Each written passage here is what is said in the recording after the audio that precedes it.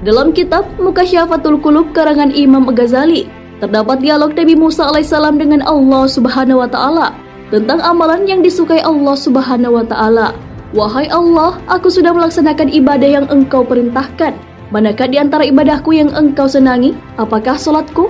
Allah Subhanahu wa taala kemudian menjawab, salatmu itu hanya untukmu sendiri, karena salat membuat engkau terpelihara dari perbuatan keji dan mungkar. Nabi Musa alaihissalam pun bertanya lagi, apakah Allah menyukai zikir yang dilakukan Nabi Musa alaihissalam?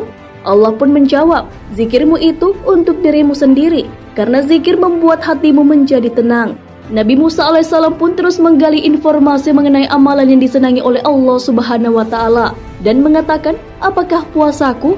Kemudian Allah Subhanahu wa taala menjawab, puasamu itu hanya untukmu saja, karena puasa melatih diri dan mengekang hawa nafsu. Tak sampai di situ, Nabi Musa alaihissalam masih bertanya, lalu ibadah apa yang membuat engkau senang ya Allah? Allah pun menjawab, sedekah. Tak kala engkau membahagiakan orang yang sedang kesusahan dengan sedekah, sesungguhnya aku berada di sampingnya.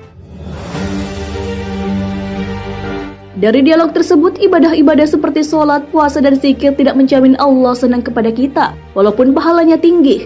Ibadah-ibadah tersebut hanya berdampak bagi diri sendiri, tapi tidak berdampak kepada orang lain.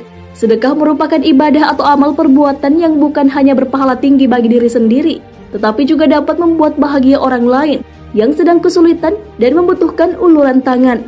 Hal inilah yang disenangi oleh Allah Subhanahu wa taala. Abdul Aziz bin Umair mengatakan bahwa sholat hanya mengantarkan kita setengah perjalanan menuju surga, sedangkan puasa mengantarkan kita ke depan pintu surga.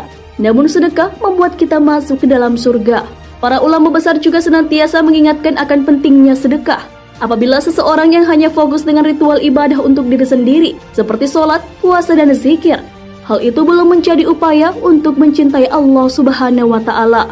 Seseorang yang hanya fokus dengan ibadah yang bermanfaat untuk dirinya sendiri, belum memenuhi syarat untuk masuk ke surga. Adanya sedekah menjadi penyempurna amal ibadah untuk mengantarkan ke surga. Perihal sedekah, Allah Subhanahu wa taala sudah menegaskan kecintaan kepada orang yang melakukannya. Hal ini sesuai dengan firman Allah Subhanahu wa taala, sedekah, infak, zakat, dan perbuatan baikmu, itulah yang membuat aku senang, karena tak kala engkau membahagiakan orang yang sedang susah, aku hadir di sampingnya, dan aku akan menggantinya dengan ganjaran 700 kali lipat. Quran Surah Al-Baqarah ayat 261 hingga 262.